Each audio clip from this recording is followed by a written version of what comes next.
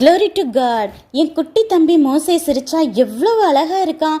பார்வோன் நாட்கள் பார்த்தாங்கன்னா என் தம்பி உயிருக்கே ஆபத்துன்னு என் அம்மாவுக்கு ஒரே டென்ஷன்.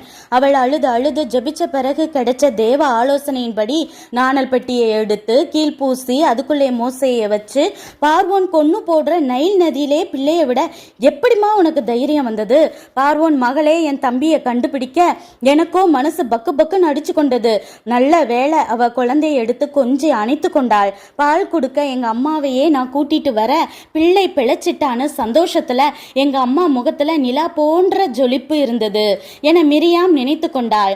தேவத்திட்டம் உள்ள நபரான மோசையை காப்பாற்ற அவன் அம்மாவும் அக்காவும் எடுத்த முயற்சியே தேவனுடைய பார்வையில் விலையேற பெற்றது. அவர்களுக்காக பரலோகத்தின் வாசல் திறந்திருந்தது. நாம தேவ சித்தம்னா மலைய பேக்கணும், ஆகாயத்துல பறக்கணுங்கிறது இல்ல.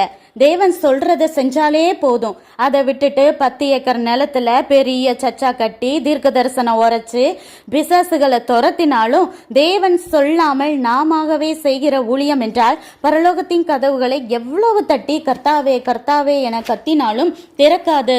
நான் உங்களை அறியேன் என்ற இயேசுவின் வார்த்தைகளை மட்டுமே கேட்க முடியும். தேவனுக்காக எதையோ செய்வது அல்ல, தேவன் சொன்னதை செய்பவர்கள் மட்டுமே பரலோகம் போக முடியும் என புரிந்து செயல்படுபவர்களே ஞானவான்கள். நன்றி.